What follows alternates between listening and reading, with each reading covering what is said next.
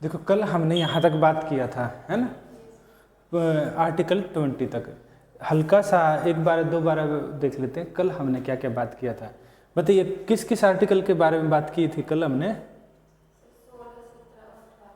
ठीक है, आर्टिकल 16, 17, 18। ठीक है, आर्टिकल 16 क्या बोलता है? आर्टिकल 16, 17 और 18 इन तीन आर्टिकल की कल हमने बात की थी। ठीक है, आज हम इसके आगे वाला आर्टिकल 19 कर रहे हैं। 19 आर्टिकल के हमने कुछ पार्ट कर चुके हैं हम, है ना। इसके कितने पार्ट हैं? 6 भाग है, ABCDEF, है ना।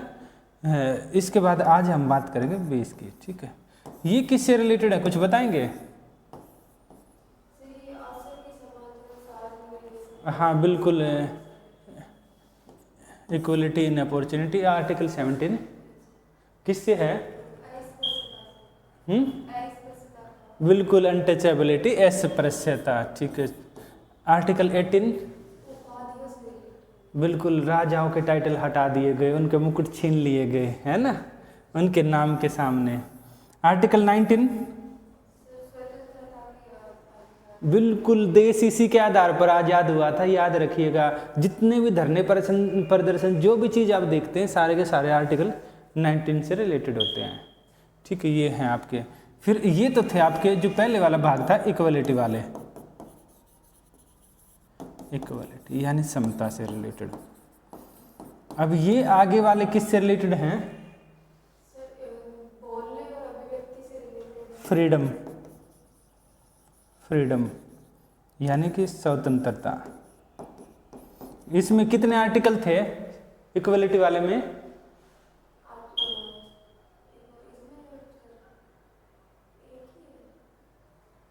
14 से लेकर 18 तक इक्वलिटी वाले थे। ठीक है, आर्टिकल 13 बोलता है कि देखिए इनको आप छेड़ना मत, इनको अगर आप इनको हाथ लगाओगे तो गड़बड़ हो जाएगा। आर्टिकल 13 बोलता है, यानी ये हो गए आपके इक्वलिटी से रिलेटेड। और ये इसके आगे आने वाले कितने हैं? 19 से लेकर किससे रिलेटेड हैं? बिल्कुल, आपके फ्रीडम से। कितने आर्टिकल हो गए? ये 4 आर्टिकल हैं ये, 19, 20, 21, 22। ये किससे आ गए? यानी कि फ्रीडम है, फ्रीडम यानी कि स्वतंत्रता। इतने तक का क्लियर है? कहीं रटना पड़ा? समझ लो, अपने आप आसान हो जाती है चीज़ें। 19 हमने कर लिया था। ठीक है, आर्टिकल 20 हम आज करेंगे, 20 करेंगे, 21 करेंगे, और आगे आने वाले देखते हैं कितने आर्टिकल कर सकते हैं। आर्टिकल 20 क्या बोलता है? अब ये बोला कि भाई ठीक है, आपको फ्रीडम तो दिया है, आपको खूब सारी फ्रीडम दी है हमने। फ्रीडम के साथ साथ अब क्या रहता है, अगर आपने कोई भी फ्रीडम का आप यूज कर रहे हैं, कहीं वायलेंस का आपके ऊपर चार्ज लग गया, सरकार ने आपको कहीं गिरफ्तार कर लिया, सरकार मतलब पुलिस अधिकारी ने, हो सकता है आपने कोई गलत किया या सही किया काम, क्योंकि देखिए समाज है, समाज में अच्छे बुरे काम तो होते रहते हैं। और यहाँ पर ये क्या है आर्टिकल 20 में, इसको बताता हूँ, इसका कंसेप्ट क्या है। सोसाइटी है, सोसाइटी समाज है। समाज में कैसे काम होते हैं? गुड और बैड, अच्छे बुरे दोनों काम होते हैं। इसको आप ईविल भी लिख सकते हो, बुराई पाप, और अच्छे, इन दोनों को ऐसे लिख सकते हैं। समाज में दोनों तरह के काम होंगे, गुड भी होंगे और बुरे काम भी। ऐसा भी हो सकता है कि नहीं हो ये काम। लोग कैसे होते हैं, अच्छे होते हैं या बुरे? कैसे? कभी अच्छा कभी बुरा है, ऐसा? अच्छे, ठीक है। आपने अपने जीवन में सबसे अच्छे काम क्या क्या किए हैं बताइए, 2 काम। कुछ नहीं किया, यानी आपने अपने जीवन में सारे बुरे काम किए हैं। बताइए आप, देखिए। तो अच्छे वो काम बताइए, मैंने 2 काम पूछा है। हो सकता है आपकी डेफिनेशन अच्छे के लिए अलग हो, हम तो कॉन्स्टिट्यूशन और हम तो सरकार के बारे में पढ़ रहे हैं, गवर्नमेंट के बारे में पढ़ रहे हैं, तो हो सकता है आपकी डेफिनेशन अलग हो, सरकार उसको अलग मानती हो सकता है देश अलग तरह चलता हो। तो ये बताइए आपने क्या अच्छे काम किए हैं? कोई नहीं किया तो सारे बुरे काम किए हैं, आपको जेल में डाल देना चाहिए। हाँ तो क्या किया है, एक काम तो बता सकते हैं, अपना एक अच्छा काम बताइए। अच्छा, अपने से बड़ों के अकॉर्डिंग जो बोलते हैं वो करते हैं। वो ये बोले कुएं में कूद जाएंगे बोले कि पड़ोसी को चाकू मार देंगे। आपने तो यही बोला कि अगर बोल दे गुस्सा आ जाए तब क्या करेगा? हाँ तो गलत है। तो फिर देखिए समाज में ना दोनों तरह के लोग होते हैं, अच्छे भी होते हैं बुरे भी होते हैं, क्योंकि अच्छाई बुराई साथ साथ चलती है। तो ये हुआ कि क्योंकि ह्यूमन बीइंग है ना, उसमें दोनों चीज़ें हैं। हमारा काम क्या है, एक सरकार के रूप में आपका काम क्या रहेगा? अच्छी चीज़ों को बढ़ावा देना, जो लोग अच्छा काम कर रहे हैं उनको आगे लेकर आना, जो बुरा कर रहे हैं उनको बुराई से क्या करना है, रोकना, उनको ठीक करना ताकि वो बुरा काम न करे। यही तो है ना, ताकि समाज तभी तो आगे बढ़ेगा ना, अच्छे काम ज़्यादा होंगे तो। यही तो है ना, पॉजिटिव और नेगेटिव होता है। तो अब क्या रहता है, जो अच्छे काम हैं इनको तो आप खूब सारे आपने फ्रीडम दिया, खूब सारा फ्रीडम दे दिया, इक्वलिटी दे दिया, खूब सारे आपने राइट दे दिए समाज में। काम तो अच्छे भी होंगे बुरे भी होंगे। कई बार ऐसा भी होता है कि अच्छे लोग हैं, व्यक्ति अच्छा है, जैसे कि लोगों ने सरकार के खिलाफ कोई आंदोलन किया, कोई मूवमेंट किया, उस मूवमेंट की वजह से हो सकता है किसी उसके अंदर मतलब कि कोई ऐसा एलिमेंट घुस गया है जो वहाँ जाकर वायलेंस कर दे। देखा है ना, कभी टायर जला देते हैं, अच्छी खासी प्रॉपर्टी को डैमेज कर देते हैं, तो कोई ऐसा एलिमेंट घुस गया है तो वो क्या करेगा, वो वायलेंस करवा देगा, और वायलेंस कर देगा तो पुलिस पकड़ेगी, तो उसमें सबके बराबर भागीदारी करके वो सबको पकड़ लेगी। तो अब पकड़ लेगी तो क्यों? क्योंकि सरकार चाहेगी ना वायलेंस न हो। वायलेंस होती है तो क्या होता है, किसी लोगों को नुकसान होगा, उनके राइट का नुकसान होगा, प्रॉपर्टी का नुकसान होगा, राइट का होगा। इसके साथ साथ बुरी चीज़ें रोकना काम है ना सरकार का। तो ये क्या हुआ, इससे नुकसान से बचाने के लिए सरकार ने क्या किया, जो बुरे काम करते हैं, चाहे वो जानबूझकर करते हैं या अनजाने में करते हैं, दोनों का हो गया। अनजाने में जो हमने अभी एग्जांपल दिया कि भाई ठीक है वो उसमें पार्टिसिपेट किया, अनजाने में किसी दूसरे ने किया, फंस वो भी गया है, ठीक है। यहाँ पुलिस ने पकड़ लिया है, चार्ज उसके ऊपर भी है कि भाई ठीक है आप भी थे, आप भी उसके फैक्टर हो। या फिर जानबूझ कर किया है, ये है अनजाने में कर दिया, ये यहाँ पर जानबूझ कर किया, यानी कि उसको पता है, उसका इंटेंशन है कि मुझे किसी का मर्डर करना है। जैसे कि आपका अभी देख रहे हैं ना, ऑर्गेनाइज क्राइम के रूप में देखते हैं, खूब सारे अपराधी हैं, किसी न किसी का मर्डर कर देते हैं और खुलेआम घूमते हैं। कई बार आपने देखा होगा, अभी काफ़ी चर्चा में है 2-3 अपराधी, सोशल मीडिया पर काफ़ी ज़्यादा उनके लोग पसंद कर रहे हैं। अब बुरे लोग पसंद कर रहे हैं या अच्छे कर रहे हैं वो तो बात अलग है, पर लोग सब तरह के होते हैं, अच्छाई को भी पसंद करने वाले होते हैं और बुराई को भी। तो जो ये वाले हैं ना, जो इनका ऑर्गेनाइज क्राइम टाइप की चीज़ें होती हैं, ड्रग्स वगैरह रहते हैं, तो इन चीज़ों को ना कम करते हैं। तो इन्होंने क्या कर रहे हैं, ये जानबूझकर क्राइम कर रहे हैं। क्राइम किया, सरकार क्या चाह रही है, सरकार क्या करती है, क्राइम को ख़त्म करती है या क्रिमिनल को? आपका काम क्या है, पापी को मारना है या पाप को ख़त्म करना है? बिल्कुल, गांधी जी यही बोलते थे कि जो बुरा काम है उसको ख़त्म करना है, यानी कि जो बुरे काम कर रहे हैं उनको उस काम से रोककर इस तरह लेकर जाना, क्योंकि कहीं ना कहीं वो भी तो ह्यूमन है ना, उसको इस तरह लेकर जाना ताकि वो ऐसा काम ना करे।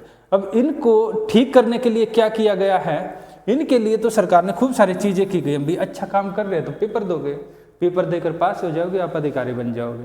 अच्छा काम कर रहे हो, आप प्रॉपर टैक्स भरोगे, आपकी कंपनी ग्रो करेगी, यानी आपको खूब सारे राइट है। अच्छा काम कर रहे हो, पॉलिटिक्स में जाओगे, देश का नाम रोशन करोगे। यहाँ तो सरकार ने अनंत तरीके हैं। अगर यहाँ पर आती है बात अब इधर वाले की, यहाँ आर्टिकल 19 है, यहाँ हम मानते हैं 22 भी इसमें थोड़ा शामिल हो जाता है, तो ये रहता है ये, और इसके बाद आगे वाला है 22 भी मान ले हम। तो ये है, यानी कि यहाँ अगर ये वाले व्यक्ति हैं, यानी अच्छाई है साथ में कुछ बुराई भी हो जाती है, जाने अनजाने हो जाती है। हो सकता है जानबूझ कर किया, हो सकता है अनजाने में किया है, हो सकता है किसी ने फंसाया है, तीसरा फैक्टर भी आ जाता है। हो सकता है किसी पुलिस ऑफिसर ने बुरी तरीके से, यानी कि किसी को, भाई पुलिस में है, सिपाही है या अपर लेवल के हैं, वो भी तो सिस्टम का ही हिस्सा है। हो सकता है कोई और अधिकारी है, एसडीएम है, डीएम है, उसने किसी को गलत तरीके से फंसा दिया, ऐसा होता है। अगर ऐसा करते हैं तब क्या होगा, हो सकता है डीएम किसको फंसाएगा, वो किसी हो सकता है नेता को उलझाने की कोशिश करे। तो अगर, या फिर हो सकता है कोई नेता है, आम आदमी नेता बन गया, सरकार का हिस्सा बन गया, तो वो क्या करे, किसी दूसरे को उलझाने की कोशिश करे, अपोजिशन वाले को। तो जानबूझ कर, यानी तीनों फैक्टर काम करते हैं। यहाँ पर क्या हो गया, यहाँ पर अनजाने में, यहाँ पर जानबूझ कर, यहाँ पर फंसाया गया है, यानी कि किसी को उसमें इन्वॉल्व किया गया है, इन्वॉल्व किया गया है। ठीक है, तो ये तीनों तरीके हो सकते हैं। तो अब क्या हो गया इसमें, अब इन तीनों चीज़ों से क्या हम अलग करेंगे, यहाँ पर चीज़ें आ जाएगी, भाई जान अनजाने या किसी ने फंसाया, तीनों फैक्टर हो गए।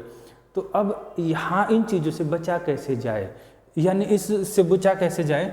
तो जो आपका आर्टिकल है ना, आर्टिकल क्या बोलता है, आर्टिकल ये बोलता है कि भाई ठीक है, अगर किसी ने कुछ बुरा कर दिया है या जाने किया है, अनजाने कैसे भी किया है, तो उसको क्या मिलेगी, उसको सजा मिलेगी। बुरा किया है, सजा मिलेगी। सजा का काम क्या है, सजा का 3 पैरामीटर बताए गए हैं। सजा से ये माना जाता है कि जो बुरा व्यक्ति है ना, इसलिए भी सजा दी जाती है ताकि जो दूसरे व्यक्ति है ना, उसको देखकर, भाई अगर किसी को सजा नहीं दी है, आपने बुरा काम कर दिया, उसने जाने अनजाने कैसे भी किया, कोई फर्क नहीं पड़ रहा। अगर किसी ने गलत काम किया है तो क्या रहेगा, उसको सजा देने के पीछे ये पर्पज होता है ताकि आने वाले फ्यूचर में वो दोबारा से ऐसा काम नहीं करे। पहला काम ये होगा। सेकंड ये हो गया, अगर उसको पनिशमेंट दी जाती है, पनिशमेंट दी जाती है, पनिशमेंट दी जाती है, तो उसको पनिशमेंट देने के पीछे सेकंड फैक्टर ये माना जाता है कि वो पहला था फ्यूचर में न करे ऐसा काम। सेकंड ये है कि उसको देखकर बाकी लोग ऐसा काम न करे। अगर उसको अगर पनिशमेंट नहीं मिलती है, बाकी लोग सोचेंगे अरे उसको तो कोई फर्क ही नहीं पड़ रहा, वो तो टैक्स चोरी कर रहा है, हम भी टैक्स बचाएंगे, हम भी टैक्स का चोरी करेंगे, अरे वो तो करप्शन करके बच जा रहा है, हम भी बच जाएंगे, हम भी खूब सारा करप्शन करेंगे। अगर उसको सजा नहीं दी गई तो पहला है, अगर उसने करप्शन किया है तो उसको क्या रहेगा, उसको जेल होगी, जेल होगी ताकि उसको ये पश्चाताप हो कि आपने बुरा काम किया और करप्शन से जितना मनी है वापस ले लेगी सरकार। पहला ये है कि उसको क्या रहेगा, ये रहेगा कि वो दोबारा फ्यूचर में न करे। दूसरा रहेगा कि उसको देखकर बाकी इंस्पायर ना हो। तीसरा ये है कि उसने बुरा काम किया है तो आदमी क्या करता है, पश्चाताप करता है, यानी कि बुरा काम करता है उसके बाद रिग्रेट करता है। तो यहाँ पर क्या रहेगा कि भाई उसने बुरा काम किया तो सरकार का काम है ना बुरे काम का बुरा फल, बुरा काम किया तो उसका बुरा नतीजा मिलेगा। तो सरकार, तीसरा कंसेप्ट ये है भाई उसने बुरा किया है तो उस बुरे काम का जितना उसने बुरा किया है ना उतना ही बुरा कर दो, बुरे को बुरा काट कर ख़त्म कर देगा। एक ये कंसेप्ट भी है किसी को पनिशमेंट देने के पीछे कि अगर किसी ने बुरा किया है तो उसको उतनी सजा दी जाए जितनी मात्रा में, अगर मान लो किसी ने किसी को गोली मार दी उसको ज़्यादा सजा दी जाए क्योंकि आपने व्यक्ति को गोली मारा। किसी ने किसी को मान लो पिटाई कर दी लाठी डंडे से, उसको उतनी सजा। किसी ने किसी को ये मान लो और ज़्यादा हीनियस क्राइम कर दिया, हीनियस क्राइम होता है जघन्य अपराध, वैसा कर दिया हीनियस क्राइम, तो उसको और ज़्यादा कड़ी सजा, ताकि उसको पता लगे कि आपने इतना बुरा किया, उसको उसका न्यूट्रल हो जाए। ये 3 कंसेप्ट पर किसी को सजा दी जाती है। और जब हम आर्टिकल 20 की बात करेंगे ना, इन दोनों चीज़ों को यानी बुरे और उसकी सजा, बुरा व्यक्ति उसने बुरा कर दिया जाने अनजाने और उसकी सजा, दोनों को कंबाइन करके पढ़ लेंगे। यही है आर्टिकल। अगर यहाँ पर क्या है, protection in respect of conviction of offence, यानी अगर किसी ने क्या कर दिया है, अपराध कर दिया है, हमें नहीं पता है, आपको कैसे पता लगेगा उसने जाने किया है, अनजाने किया या फंसाया गया है? तीनों फैक्टर हो सकते हैं, तो यहाँ तीनों एक्टिवेट हो जाएंगे। आर्टिकल 20 लिख लो, आप लिख लिया? तो इसमें क्या रहेगा आर्टिकल 20 में, देखिए इसको हल्का सा लिख लेना, मैं इसको डिटेल में एक्सप्लेन करता हूँ।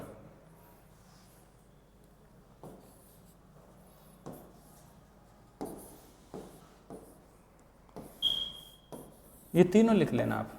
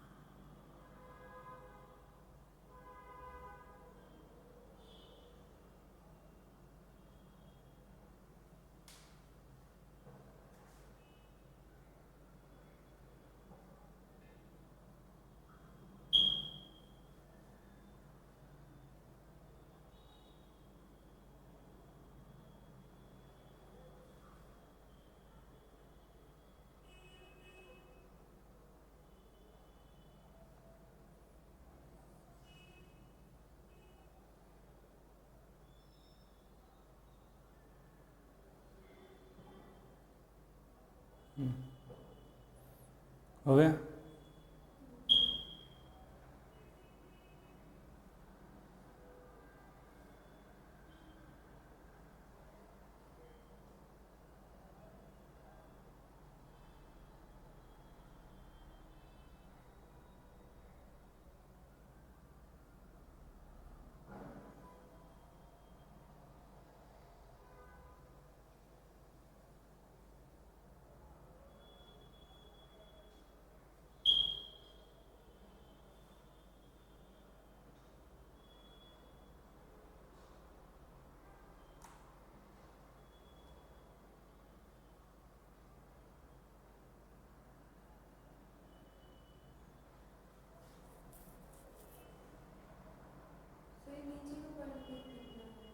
कौन से वाला?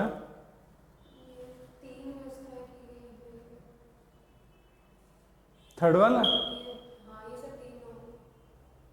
ये आप इसमें बस ये लिख दो, जो अंडरलाइन वाला है ना वो लिखना बस, बाकी मत लिखना।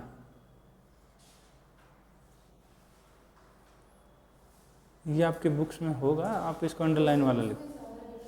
हाँ पता है, वो किताब में लिखा जाता है ताकि आप वैसे भी उठाकर पढ़ो तो आपको डिटेल में पता लगे।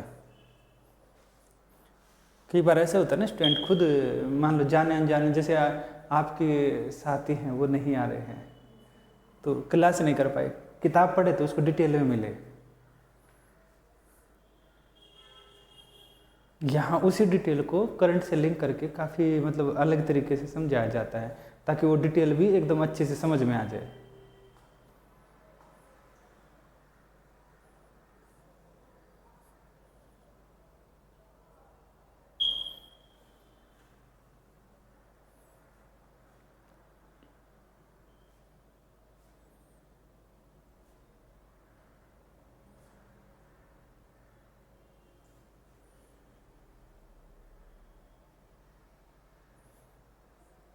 इधर से पेपर क्लियर हो जाते हैं, जो स्टूडेंट अच्छा पढ़ता है ना, ठीक ठाक पढ़ता रहता है, पेपर निकल जाते हैं उसके यहाँ से।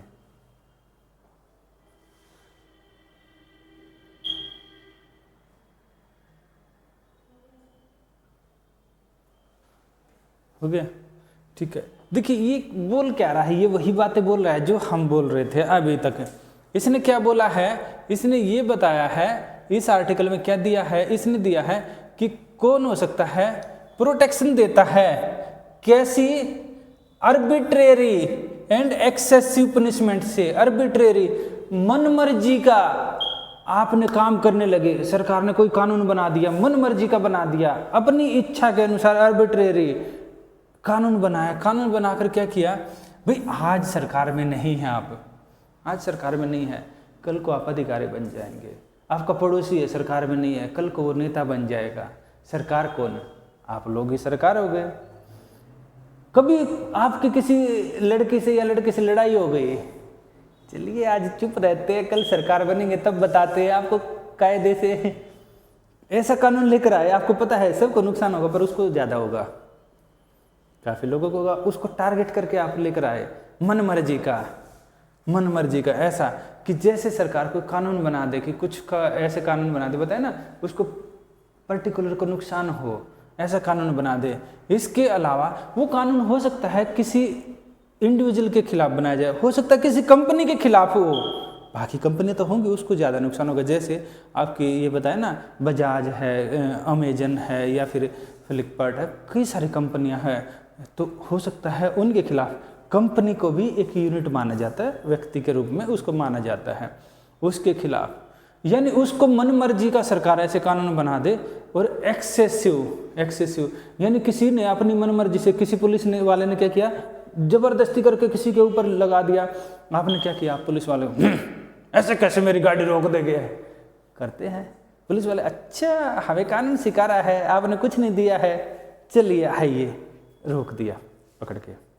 अब क्या रहेगा, वो दिखाएगा इसने मेरे काम में बाधा डाली है, ये किया वो किया, आपके ऊपर फाल्स एलिगेशन लगा दिए, तो गलत आरोप लगा दिया आपके ऊपर, पुलिस वाले ने लगा दिए, सिपाही ने लगा दिए, आपको उसके लिए पनिशमेंट होगी। पर उससे बचना है ना, क्योंकि वो गलत लगाए हैं आपके ऊपर। आपने कई बार देखी, अगर आप न्यूज़ पढ़ेंगे ना, कई बार ऐसा होगा पुलिस अधिकारी ने किसी का मतलब कि या फिर गलत तरीके से एनकाउंटर कर दिया। कई बार खबरें आती है ना, एनकाउंटर, फर्जी एनकाउंटर, वो क्या होता है, मन मर्जी, गलत तरीके से। इसके अलावा क्या है ना, आर्बिट्रेरी एंड एक्सेसिव, यानी इसके एक्सेसिव ये रहता है, किसी ने सजा, मैंने बोला ना कि उसका काम क्या है, पाप को खत्म करना, पापी को नहीं करना है, उसको यानी इविल को मिटाना है। अगर किसी ने क्या है, यहाँ है ना कि एक्सेसिव, किसी ने पेन चुरा लिया, बोले कि इसको फांसी पर लटका दो, इसने पेन चुराया, बोले क्यों, बोला देखिए चोरी तो चोरी होती है, पेन चुराए या हीरा चुराए या कुछ चुराए, इसको फांसी पर लटका दो। अपराध किया है, अपराध चाहे पेन चुराया है या किसी का मर्डर किया है, क्या दोनों बराबर हैं?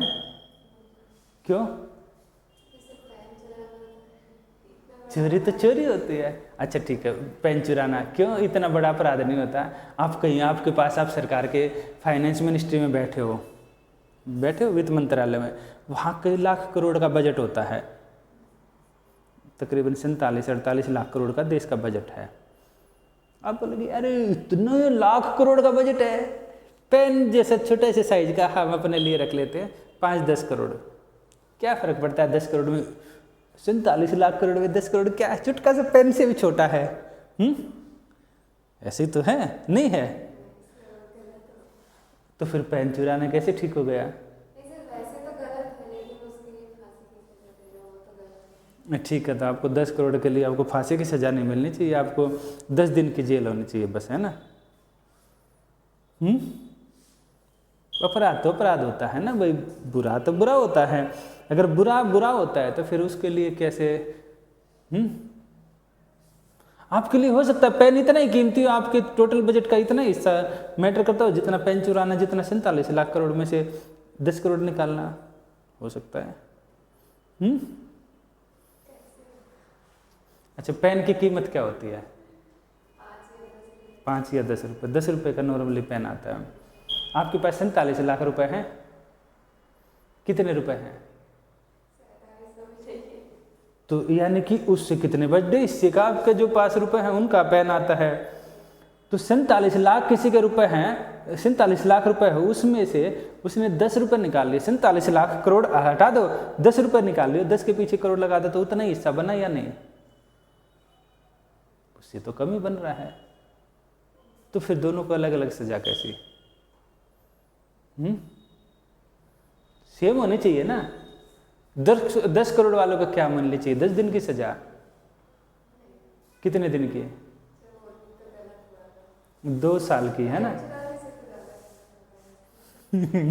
नहीं, मेरे कहने का, देखिए मैं आपको सिर्फ ये समझाना चाह रहा हूँ, ये बताने का ये रीज़न है कि यहाँ पर क्या रहेगा ना, जो एक्सेसिव यानी कि हर चीज़ का एक पैरामीटर सेट किया जाता है कि इस चीज़ का पैरामीटर ये है, वो एथिक्स में पढ़ाया जाता है। एथिक्स का जब होगा तो आपका तब पढ़ाएंगे आपको कि पेन चुराने और उसमें क्या अंतर होता है। अगर आपने खाना चुराया है, भूख के लिए चुराया है या लग्जरी के लिए चुराया है, तो क्या अंतर है, वो एथिक्स वाला हिस्से में आता है।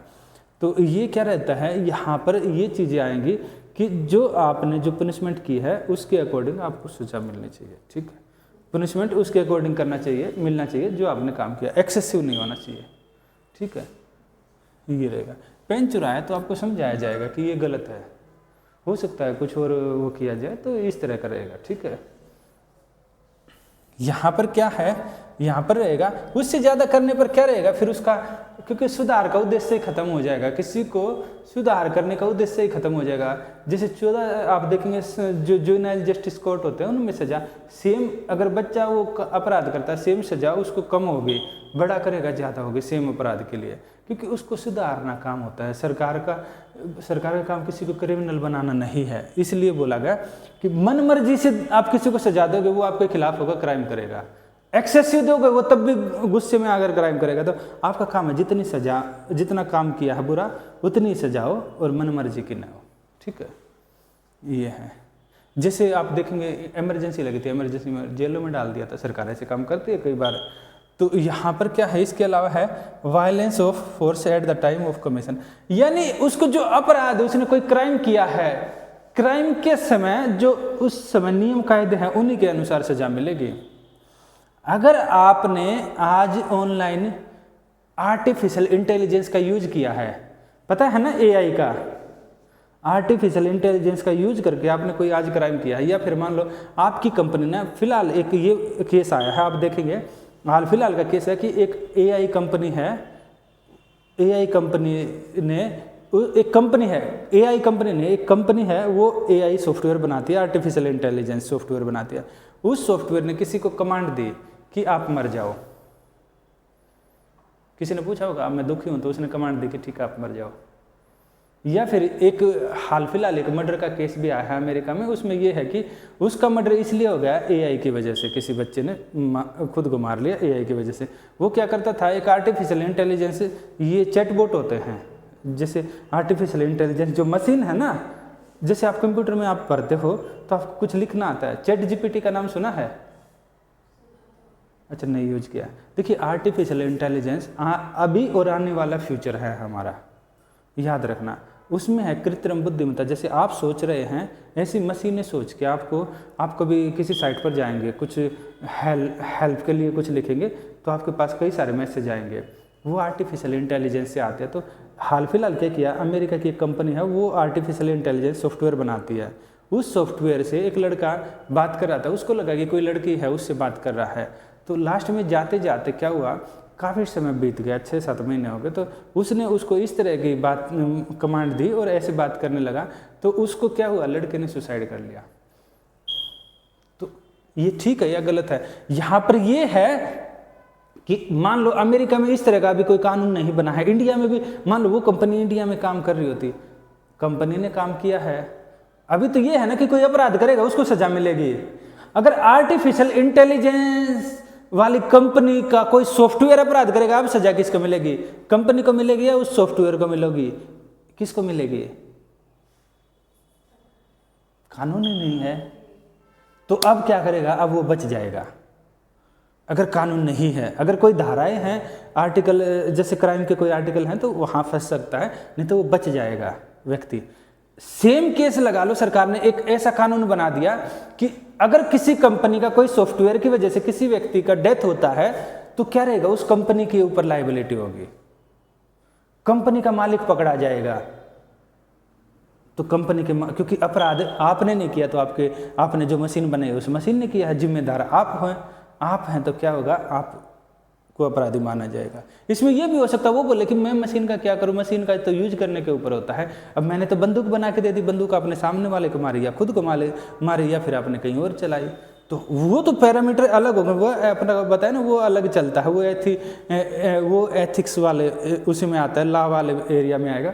तो यहाँ पर कानून नहीं है तो बच जाएगा। ये यही बोल रहा है कि किसी व्यक्ति ने अगर उस समय कोई अपराध है, कोई विधि नहीं है, no person shall be convicted of any offence except, कोई भी व्यक्ति ऐसे अपराध के लिए दोषी नहीं होगा except for the violence of law in force at the time of commission of act and subject to penalty greater than that prescribed by law. किसी भी व्यक्ति को अपराध के लिए तब तक दोषी नहीं ठहराया जाएगा जब तक कि ऐसा कोई कार्य करते समय किसी प्रवृत्त विधि का अतिक्रमण नहीं किया हो। यानी कोई कानून, अगर कानून ही नहीं है तो वो अपराधी है ही नहीं, निर्दोष है। अगर उसमें ये कानून होता कि भाई जो मालिक है, जो उसका ओनर है, जिसने कंपनी बनाई है, उसके सॉफ्टवेयर ने किया है, गड़बड़ी उसकी है, तो उसको दोषी ठहराया जाए, ठीक है। तो ये है, यहाँ पर सेम केस ऐसा होता है जैसे एक वोडाफोन का केस था। वोडाफोन एक कंपनी थी, वोडाफोन ने और एक कंपनी ने क्या किया, इंडिया में टैक्स, अगर इंडिया में दो कंपनियां एग्रीमेंट करती हैं और एक बड़ी कंपनी बनती है तो उसका जो टोटल होता है उस पर अच्छा खासा टैक्स लगता है।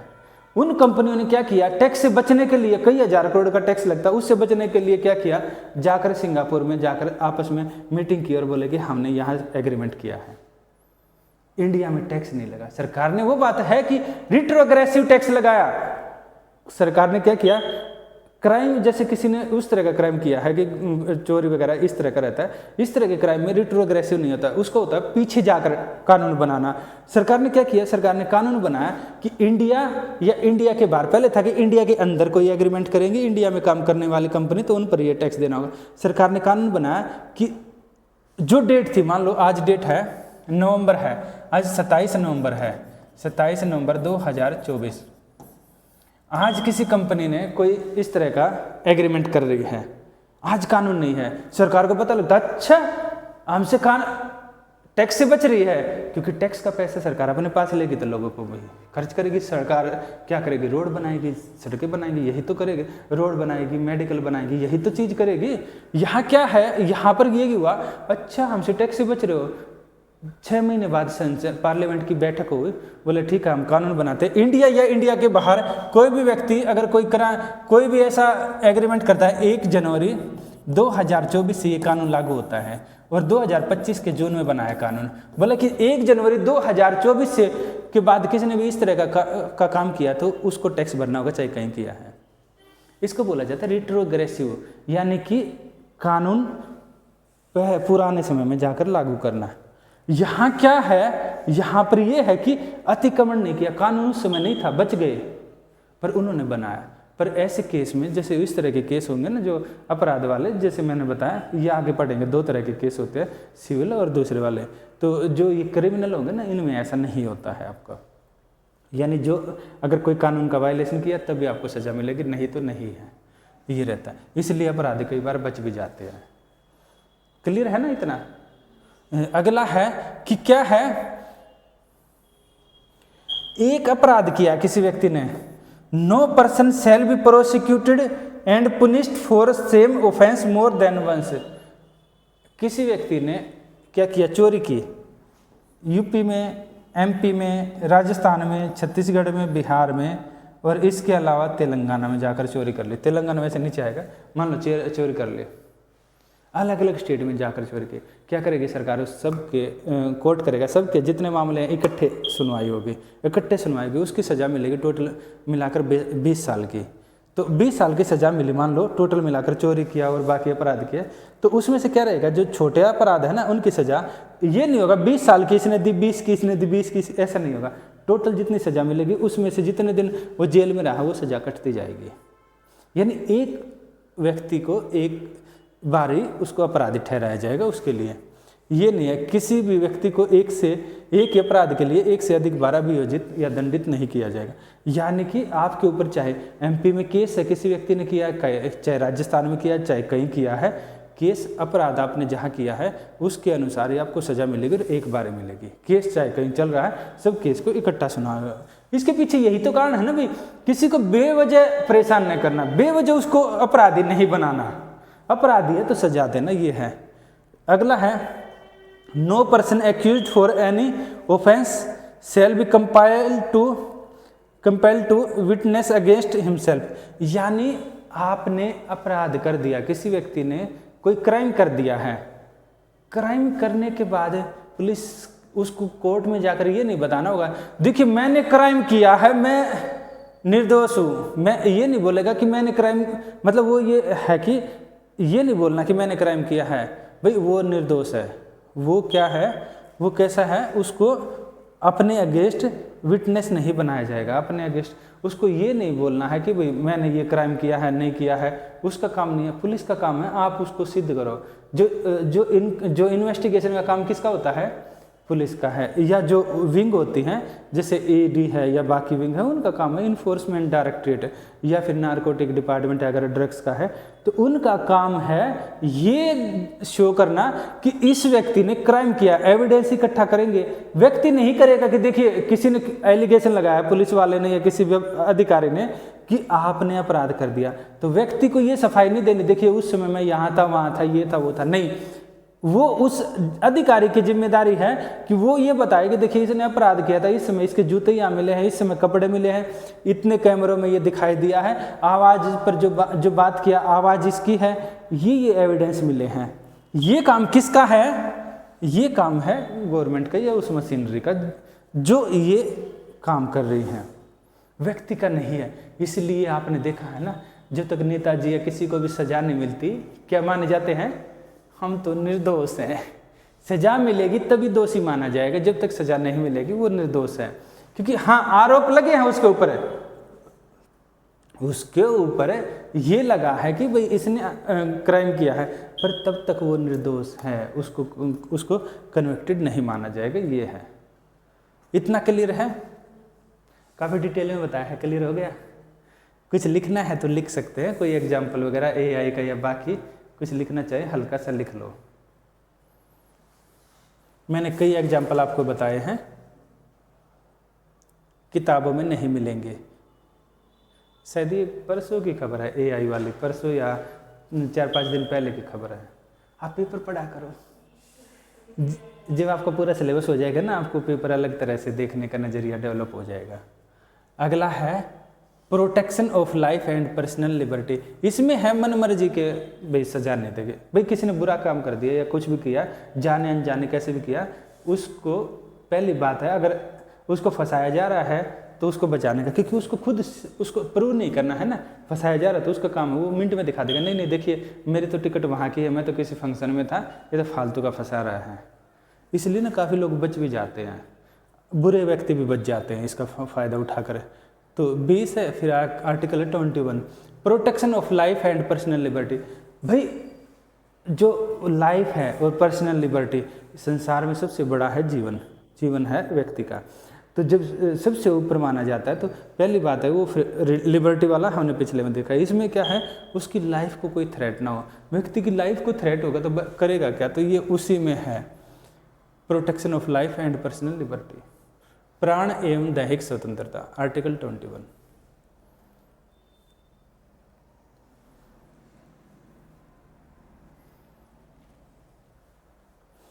इसमें क्या है, वही किसी ने कोई इशू है, उसको पकड़ा गया है, बोले ठीक है हम एक्सेसिव पनिशमेंट नहीं देंगे, हम उसको उतनी सजा देंगे, आर्बिट्रेरी पनिशमेंट नहीं देंगे, मन मर्जी की नहीं देंगे।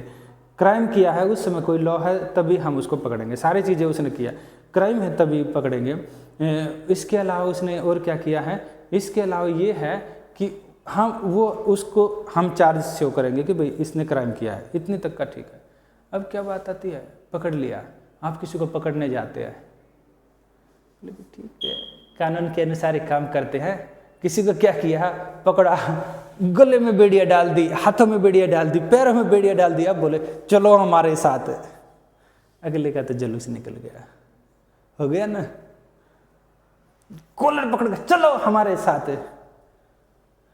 वहाँ जाकर पनिशमेंट मिले न मिले, पहले ही अगर कोई नेताजी है तो उसके जो समर्थक है उनमें, या कोई अधिकारी है, कोई बुजुर्ग अधिकारी है, मान लो किसी को फंसाया जा रहा है, उसको पता है कि ये बच जाएगा, पर उसको ज़बरदस्ती जलील करके लेकर जाएगा, क्या ठीक है? ऐसा कर सकते हैं या नहीं? हाँ कर नहीं सकते, पर ऐसा होता है या नहीं? भाई किसी को उसको पता है कि ये बच जाएगा, उसको क्या करे, उसको पहले इतना परेशान कर दिया जाए, सजा तो आपने पहले ही दे दी, ये तो गलत है ना। ह्यूमैनिटी की कोई डिग्निटी भी होती है। भाई उसने अपराध किया, कोई भी इशू है, उसने क्राइम किया है, तो उसने क्राइम किया तो उसकी भी तो, क्रिमिनल की भी तो एक डिग्निटी होती है। हम क्या है, हम क्रिमिनल नहीं सोच रहे, हम ये सोच रहे हैं कि वो कोई व्यक्ति है जो बुरा काम कर रहा है, उससे कोई बुराई है जो बुरा काम करवा रही है, हमारा काम है उस बुराई को ख़त्म करना। अगर वो इस तरह का हमें लगता है, अगर गवर्नमेंट को लगता है या फिर देश को लगता है कि वो भाई उसकी बुराई उससे पीछा नहीं छूटेगी और ज़्यादा लोगों का बुरा कर देगा, तो क्या करते हैं, उसको बोलते हैं ठीक है आप शांत हो जाइए। शांत होने का मतलब क्या है, उसको डेथ पेनल्टी मिल जाएगी, भाई आपको हटा देते हैं यहाँ से, ये रहता है, वो लास्ट एक्सट्रीम केस होता है। तो यहाँ पर क्या रहेगा, ये protection of life and personal liberties. इसमें क्या किया गया है, इसमें ये दिया गया है आर्टिकल 21 में, इसको आप लिख लो हल्का सा, बस यहाँ तक लिखना।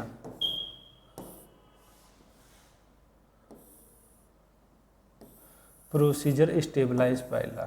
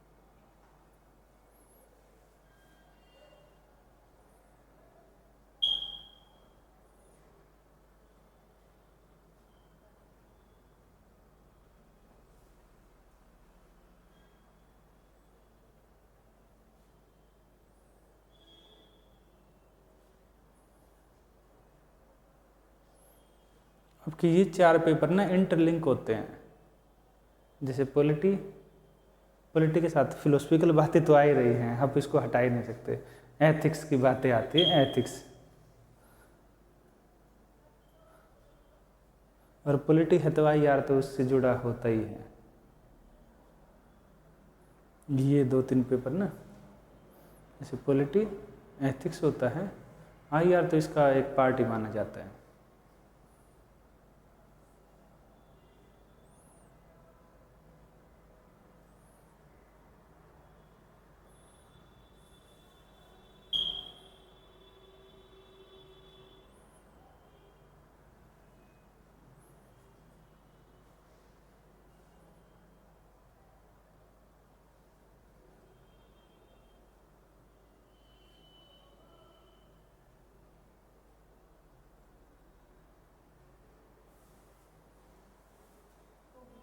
हो गया। तो देखिए इसमें ये बोल क्या रहा है, ये यही तो बोल रहा है कि कोई अगर बुराई कर रहा है, बोला ना कि एक्सट्रीम लेवल पर, भाई हमें ये लगता है कि ये बुराई नहीं छोड़ सकता, तो उसको शांत करवा दिया जाता है, उसको चुप करवा दिया जाता है, यानी कि उसको डेथ पेनल्टी दी जाती है। पर इसमें क्या किया गया है कि डेथ पेनल्टी को बोला गया है कि उसको क्या किया जाएगा, no person shall be deprived of his life और personal liberty except according to procedure stabilise by law, यानी कि किसी भी व्यक्ति को उसके प्राण और दैहिक स्वतंत्रता से विधि द्वारा स्थापित प्रक्रिया के अनुसार वंचित किया जाएगा, अन्यथा नहीं। ये नहीं है। देखिए अभी कसाब था, अजमल कसाब करके था एक अपराधी, आतंकवादी था, उसने ताज होटल पर हमला किया, जिन्होंने हमला किया उनमें से वो भी एक था और पकड़ा गया। पूरी मीडिया ने देखा, पूरे देश ने देखा कि ये व्यक्ति लोगों को, निर्दोष लोगों को मार रहा है। गलत है। आपके पास अगर हथियार है तो आप निर्दोषों को मार दोगे, ये कौन सा मतलब है। काफ़ी एंगर था, काफ़ी गुस्सा था, सब ने देखा, सब कुछ हुआ। चाहते तो उसको ऑन द स्पॉट उसको मार देते, चाहते तो उसको तभी फांसी पर लटका देते, क्योंकि सबके सामने था ना। पर कानून ऐसा नहीं करता है। देश में किसका है, देश में सरकार किसके द्वारा चलती है, कॉन्स्टिट्यूशन। कॉन्स्टिट्यूशन क्या है, कोडिफिकेशन ऑफ लॉ है, सिंपल बोला जाए कानूनों का कोडिफिकेशन। ऐसा माना जा सकता है कि ये क्या है, सरकार कॉन्स्टिट्यूशन के अकॉर्डिंग चलती है, और कॉन्स्टिट्यूशन में कई सारे कानून, उसी से छोटे छोटे हर एक आर्टिकल से उनको डिटेल में समझाने के लिए अलग अलग कानून बने हुए हैं। तो देश में राज किसका है, कानून का। आपने देखा है, कोई बड़ा नहीं है, कोई छोटा नहीं है। इक्वलिटी में किसका है, आपने आर्टिकल 14 पढ़ा था, क्या है, इक्वलिटी बिफोर लॉ, सबके समान, कानून के समान, सबसे में।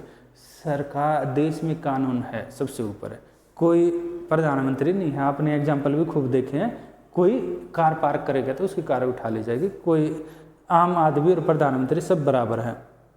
तो यहाँ क्या है, सेम अपराधी भी तो व्यक्ति है, अपराधी भी तो व्यक्ति है। जब तक कि उसका कन्विक्टेड ये नहीं हो जाता कि हाँ इसने क्राइम किया, तब तक तो वो निर्दोष है। अभी हमने पढ़ा, इससे पहले पढ़ा है ना।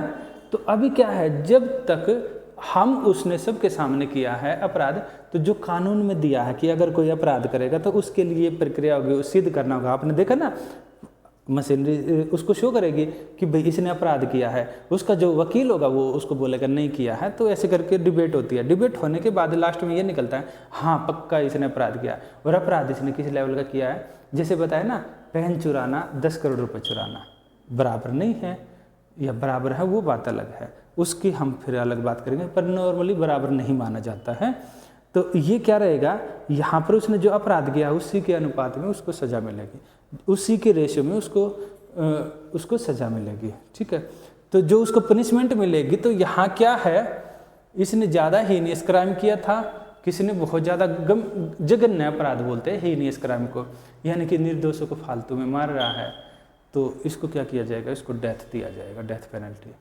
और उसको एक कानून, उसके बाद होता है ना, लास्ट में जाते जाते स्पेशल कोर्ट, सुप्रीम कोर्ट, उसके बाद जाते जाते जो आपका प्रेसिडेंट है, उसके बाद उसके सामने दया याचिका होती है, रिव्यू पेटिशन होती है, वहाँ से खारिज होने के बाद उसको बोलेंगे ठीक है, इसको आप क्या कर दो, बिल्कुल इसको हटा दो ठीक है, तो ये रहेगा, इसको चुप कर दो। क्योंकि ये सुधरने वाला नहीं है। यही रहता है ना, तो ये रहेगा, यानी वो एक्सट्रीम स्टेप है, क्योंकि व्यक्ति का जो व्यक्ति है, ह्यूमन है, उसका लाइफ की एक वैल्यू है, वो सबसे ज़्यादा महत्वपूर्ण है। और सबसे महत्वपूर्ण चीज़ को आप ख़त्म कर रहे हो तो उसके लिए जो प्रोसीजर है, आप उसका जो एक्सट्रीम स्टेप होते हैं वो सारे फॉलो करने होंगे। और ये उसके लिए नहीं, नॉर्मल अपराध के लिए भी रहेगा, क्योंकि वो एक्सट्रीम है, इसलिए इसमें ज़्यादा स्टेप जोड़े गए हैं। अगला है मानवीय सम्मान का, तो मैंने आपको बता दिया ये ह्यूमन डिग्निटी, कि किसी को जबरदस्ती करके वीडियो में नहीं बांध सकते, हो गया ना। फिर अगला है आपका आर्टिकल 21A। आप इंसान कैसे हो? अगर आप पढ़ते हो तभी तो इंसान हो। आपको अपने अधिकारों का कब पता है? आप पढ़ते हो। अगर आप पढ़ोगे नहीं तो क्या अधिकारों का पता होगा? आपको नहीं पता होगा। तो ये यही बोलता है आर्टिकल 21A, लिख लो आप। ये बाद में जोड़ा गया था।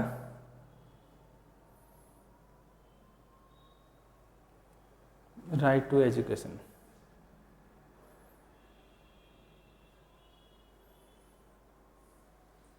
देखो, देश जब आजाद हुआ ना, देश के पास इतने पैसे ही नहीं थे कि हर किसी को एजुकेशन दे, क्योंकि अगर आप हर किसी को एजुकेशन दोगे तो आपको स्कूल बनाने पड़ेंगे, टीचर रखने पड़ेंगे, बेंच लगाने पड़ेंगे, बोर्ड लगाना पड़ेगा, काफ़ी चीज़ें रहेगी, हर साल मेंटेनेंस का कॉस्ट होगा।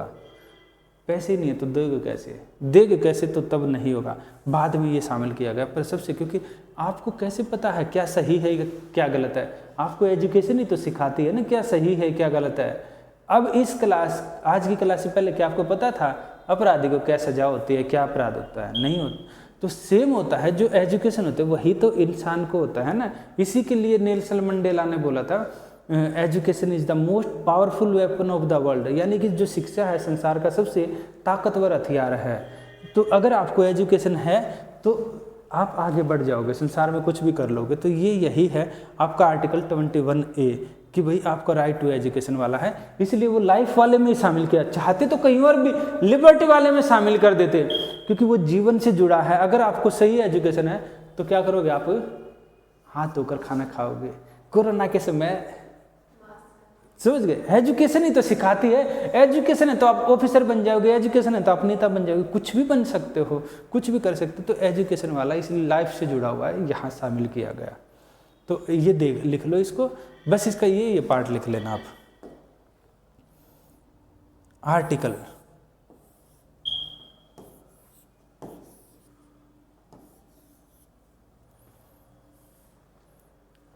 States shall provide free and compulsory education to all children the age of 6 to 14।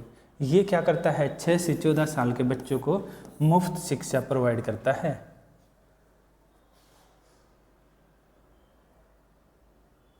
इसको ये लिख लेना, अगला ये लिखना, this provision was added by 86 constitutional amendment act 2002। यह प्रावधान 46वें संविधान संशोधन द्वारा 2002 में के अंतर्गत शामिल किया गया।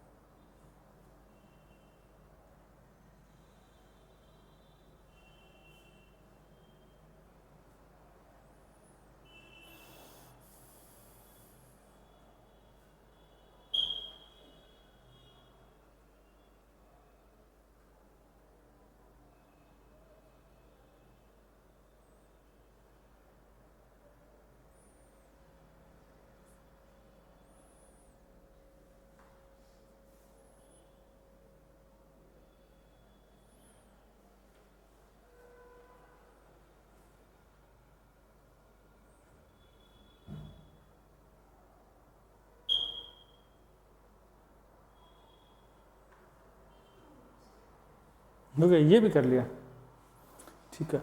ये क्या है देखिए, 2002 में शामिल किया गया था, 2002 2002 में 86 कॉन्स्टिट्यूशनल अमेंडमेंट, यानी जब 86वां बार कॉन्स्टिट्यूशन में अमेंडमेंट किया तब बनाया गया था, इसको ऐड किया गया। इससे पहले 85 अमेंडमेंट हो चुके थे। ये है। और आपका कॉन्स्टिट्यूशन कब बन के तैयार हुआ था?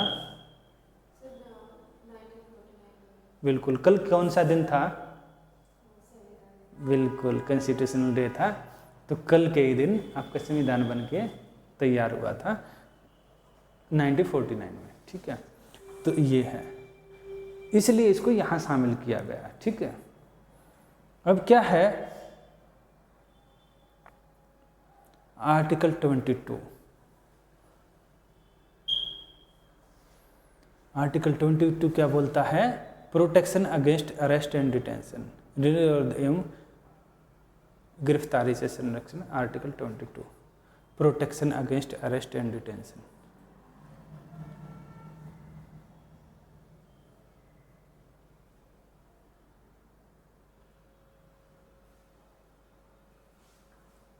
हो गया। तो इसमें क्या रहता है? इसमें अरेस्ट में ना दो चीज़ें दी गई हैं। अगर आपको ये लगता है, क्योंकि आप देखिए सरकार को सब तरह का होता है, सरकार के अगेंस्ट सारी चीज़ें होती है, लोग वायलेंस करते हैं, धरना प्रदर्शन करते हैं, सब कुछ करते हैं, इलीगल एक्टिविटी भी होती हैं। जैसे नक्सलाइड करके इंडिया में कई सारे होते हैं, आतंकवादी ग्रुप भी होते हैं, नक्सलाइड हैं। आप बाकी चीज़ें देखेंगे, आपके सेपरेटिस्ट मूवमेंट है, अलगाववादी भी, सब तरह के। सरकार को अलग अलग लोगों से निपटना होता है अलग अलग तरीके से। तो इसको ना कई सारे अलग से वो दिए जाते हैं, सरकार को पावर दी जाती है।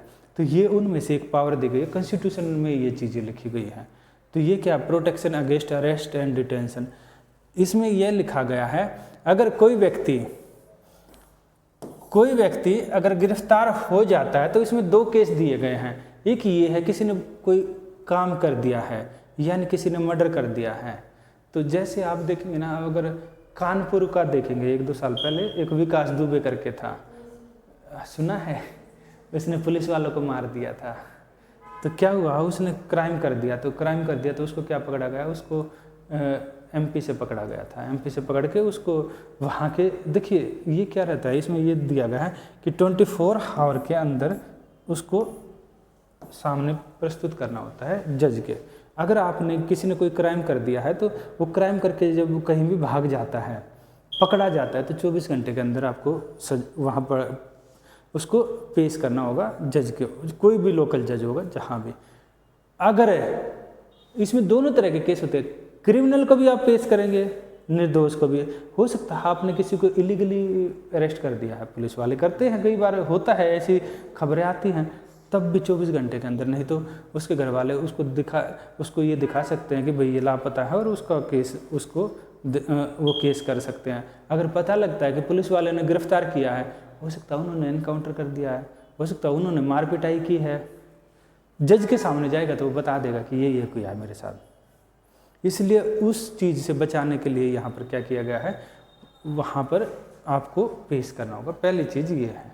दूसरा ये है, ये कब है? जब क्राइम हो चुका है, या किसी क्राइम के आधार पर किसी को या तो हो चुका है, या क्राइम के संदेह के आधार पर किसी को पकड़ा है। दूसरा क्या है इसमें, सेकंड वाले में ये है, जैसे जम्मू एंड कश्मीर का आपने सुना है ना, J&K आर्टिकल 370। जब 370 हटाया गया तो जम्मू कश्मीर में काफ़ी ज़्यादा लीडर थे। सरकार को ये लगा कि लीडर क्या करेंगे, लोगों को भड़का देंगे कि जम्मू कश्मीर के हिस्से से छेड़छाड़ की जा रही है। 370 हटाया गया तो सरकार ने क्या किया, सबको हाउस अरेस्ट कर दिया, नज़रबंद कर दिया। पहले केस में था कि क्राइम के हो गया या उसका ऊपर डाउट है, उसके आधार पर। दूसरा क्या है, अभी क्राइम हुआ नहीं है, 370 एक्ट, अभी उन्होंने न तो कोई क्राइम किया है न उसका संदेह है कि क्राइम करेंगे, पर उनको हाउस अरेस्ट कर दिया, क्योंकि उससे ये लगता है कि लॉ एंड ऑर्डर की सिचुएशन गड़बड़ हो सकती है। जैसे कल को आप कहीं डीएम बनते हो तो वहाँ पर क्या रहता है, जहाँ डीएम बनते हैं आपके एरिया में आपको लग रहा है कि कोई ऐसा लीडर है जो किसी लोगों को भड़का सकता है, आप क्या कर सकते हो, उसको हाउस अरेस्ट कर देंगे, यानी कि बताया ना, आपको कमरे में ताला बंद कर देंगे, बाहर से आपका फ़ोन भी छीन लिया जाएगा, टेलीविज़न देखिए, रेडियो सुनिए पुराने ज़माने की तरह, सुबह सुबह चाय पीते हुए न्यूज़पेपर पढ़िए, आपसे कोई मिलने आएगा, पूछेगा कहाँ जा रहे हो, एक कुछ आदमी को बाहर बैठा देंगे, कहाँ से आ रहे हो, क्या करना है। आप बोलोगे मेरा तो मन है कि मैं अपने लोगों को स्पीच दूंगी, बैठे रहिए, स्पीच यही लिख लिख के देते रहिए। आप जो भी लिखेंगे वो उनके पास जाएगा, वो जांच करके भेजेंगे, ये रहता है। तो ये क्या रहता है, लॉ एंड ऑर्डर की सिचुएशन मेंटेन में इसलिए किया जाता है arrest, protection against arrest and detention. अगर किसी ने गलत तरीके से किसी को इस तरह हाउस अरेस्ट किया है तो उसके लिए एक एडवाइजरी बोर्ड बनाया जाता है, जिसका काम होता है 3 महीने के अंदर वो रहता है, वो हम सेकंड स्टेप में पढ़ेंगे। अभी पहला लिख लो आप, इसमें क्या रहता है, पहले वाले में आप लिखना आर्टिकल 22, इसमें ये लिखना, ये बीच वाला हटा देना, जैसे ये है ना article 22 grants protection of person which are arrested and detained. ये 2 टाइप का होता है, तो एक तो रहता है प्यूनिटिव, दूसरा रहता है प्रिवेंटिव। तो इसमें क्या रहेगा, इसका जो फर्स्ट है ये रहता है, फर्स्ट पार्ट होता है राइट टू, इसका ये रहेगा, ये लिख लेना राइट टू, इसमें रहेगा फर्स्ट पार्ट में क्या रहेगा आपका article 22 deal with ordinary law, सामान्य कानून से रहेगा, right to be informed on the ground of arrest. ये क्या रहेगा, जो 22 है आर्टिकल, इसके 2 भाग है, 2 तरह की हिरासत होती है, दंड विषयक और दंड निवारक। इसका फर्स्ट पार्ट क्या रहेगा, कानूनी मामले में है, यानी अगर किसी को, अगर आपको पुलिस गिरफ्तार करने आती है, ऐसा नहीं है कि मन मर्जी से, बताना पड़ेगा आपको किस लिए गिरफ्तार किया जा रहा है। अरे आपने तो रास्ते में जाते हुए क्या चुरा लिया था, टमाटर चुरा लिया था। कहने का है कि आपको बताना पड़ेगा, आपने तो आप आए, पुलिस आगे करे, अरे आप तो घर में आराम से बैठे हो, आप तो क्राइम करके आए हो, तो आपको बताना पड़ेगा किस आधार पर। पहला ये है। अगर ऑर्डिनरी लॉ, सामान्य कानून, भैया आपने कोई अपराध किया, चोरी चकारी, किसी को मारपीट करके आया है, आपको पुलिस आई, क्या बड़ी आराम से बैठे हो, आपने तो रास्ते में किसी की कुटाई करके आए, चलिए साथ में, ठीक है, ये रहेगा। सेकंड है right to consult and defend by legal practitioner. इसमें क्या रहता है, विधि व्यवसाय से परामर्श और प्रतिरक्षा। भाई आपको नहीं पता है कानून की क्या उसके अंदर क्या कॉम्प्लेक्सिटी है, कैसे उसके लिए एविडेंस ठीक माने जाते हैं, कैसे नहीं माने जाते, आपको नहीं पता है, तो आप क्या करेंगे, किसी वकील को अपने लिए करवा लेंगे। भाई ठीक है, देखिए आपने हमें ये बताया कि हमने ये किया है अपराध, तो ठीक है, आपसे ना, आप जो क्राइम के लिए हमें बोल रहे हैं, इसके लिए आपसे मेरा लॉयर बात करेगा, ये रहता है। देखते हैं ना, कई बार मूवियों में भी दिखाया जाता है, सीरियल में भी रहता है ना। तो अगला क्या रहेगा, अगर उसको पकड़ा गया है तो 24 आवर में क्या करेगा, मजिस्ट्रेट के सामने पेश किया जाएगा, 24 आवर, 24 घंटे के अंदर है। इसमें ये नहीं है कि 24 घंटे के अंदर आने जाने का सारा से कुछ शामिल करके, भी पकड़ा है तो आप पेश कीजिए ना, आपके मन में क्या चल रहा है। अगर आपने पेश नहीं कर रहे हैं, वहाँ उसके सामने नहीं उसको खड़ा कर रहे हैं, तो मन में क्या चल रहा है। फिर क्या रहेगा, अगर उसने नहीं किया है 24 घंटे में, अगर उसने 24 घंटे में अगर उसने कोई सजा नहीं सुनाई, वही तो बताएगा ना। 24 आवर में आपने उसको, भाई इसने ये क्राइम किया है, 24 आवर में आपने उसके सामने खड़ा कर दिया या खड़ा कर दी, वो बताएगा ना कि भाई हाँ इसने ये सजा, ये काम किया नहीं किया है। आपका वकील भी रहेगा जो रहता है, तो वो बताएगा कि अगर उसको लगेगा कि हाँ इसने सच में क्राइम किया, तो उसको बोलेगा ठीक है, आप पुलिस को इसको जेल में ले जाइए, आप हो सकता है आप इसकी जांच करने के लिए अपने पास रख सकते हैं। नहीं तो वो ये बोलेगा ठीक है आप छोड़ दो, आप क्यों बेवजह, आपके पास एविडेंस तो है ही नहीं, आपने इसको पकड़ तो लिया। तो ये वो है कि 24 घंटे में अगर उसको एविडेंस नहीं दिखाई देते, वो छुड़वा देगा उसको, यानी कि रिहा करवा देगा। ये है ना दंडाधिकारी, बिना किसी अतिरिक्त निरोध के 24 घंटे में रिहा करने का अधिकार दंडाधिकारी द्वारा, मैजिस्ट्रेट। अगर उसको लग रहा है कि बिना किसी अतिरिक्त निरोध के लग रहा है कि फालतू का उसको पकड़ लिया है पुलिस ने, फालतू सिरदर्द करने के लिए, तो छोड़ देगा। इसलिए 24 आवर का लिखा है, यानी एक दिन 24 घंटे। क्लियर है इतना। ये क्या है, ऑर्डिनरी लॉ में, सामान्य कानून बताए ना, मार पिटाई, जमीन जायदाद का कोई इशू है, उस तरह के। जमीन जायदाद में तो नॉर्मली नहीं होता, पर मार पिटाई वगैरह रहता है, सम्मन जारी किया जाता है जमीन जायदाद के केस में, तब किया जाएगा। ये लिख लो, ये बीच वाला मत लिखना, ये वाला है ना, ये वाला पार्ट, ये वाला छोड़ देना आप।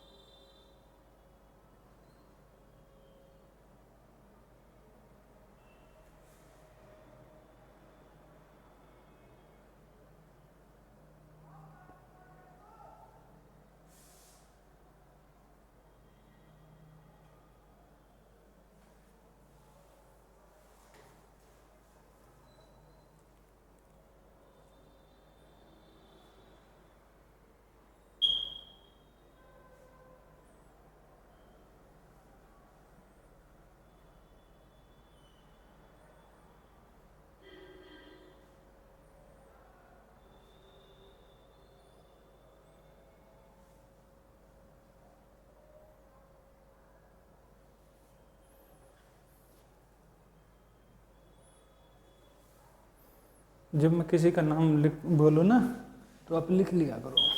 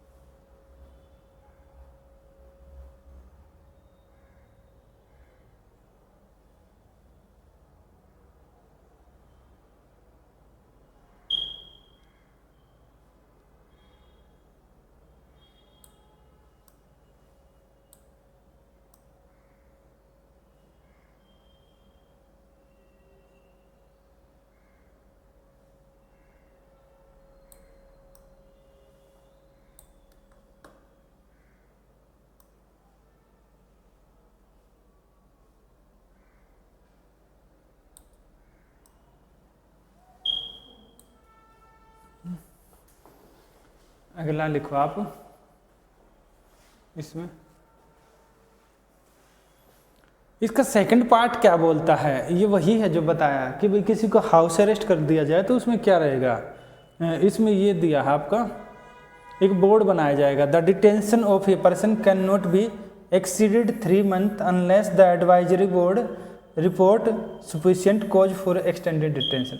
यानी किसी को भी हाउस अरेस्ट 3 महीने से ज़्यादा नहीं किया जाएगा।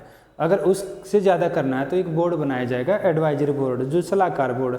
इसमें नॉर्मली जज वगैरह होते हैं, वो शामिल किए जाते हैं। वो बताएंगे कि भाई हाँ इसको ज़्यादा समय तक रखा जा सकता है, क्योंकि उसकी आपने फ्रीडम छीन ली ना, फ्रीडम कॉन्स्टिट्यूशन ने दी है, तो इसलिए आपका एक बोर्ड बनाया जाएगा। ये रहता है, और ये सबको रहेगा, इंडिया वाला है या दूसरे देश का है, जो इंडिया में है ये रहेगा। आर्टिकल 22 सेकंड पार्ट क्या करता है, इससे संबंधित है, निवारक हिरासत से 3 महीने से अधिक नहीं बढ़ाई जा सकती है, ये रहेगा।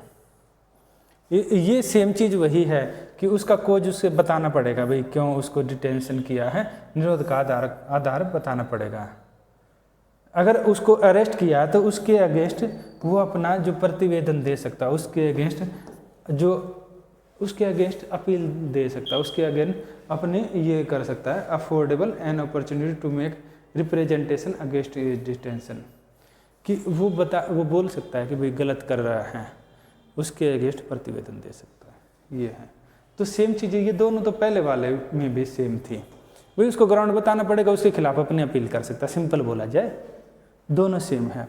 बस यही है कि अगर उसको हाउस अरेस्ट किया तो 3 महीने से ज़्यादा रखा गया, तो क्योंकि अभी उसने कोई क्राइम किया नहीं है ना, क्राइम करेगा तभी तो पनिशमेंट होगी। आप तो ऐसे व्यक्ति को पनिशमेंट दे रहे हो जिसने क्राइम ही नहीं किया है, ये तो गलत है।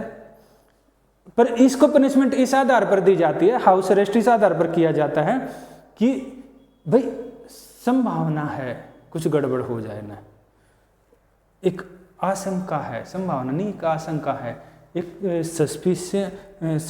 सस्पिशियस है कि भाई कहीं ये ऐसा न कर दे। ठीक है, ये आप देखना, इसको ये वाला लिख लेना, ये ज़्यादा इंपॉर्टेंट है, ये दोनों नीचे वाले छोड़ देना। यानी एक सस्पेंस बना हुआ है, कहीं ऐसा ना हो जाए।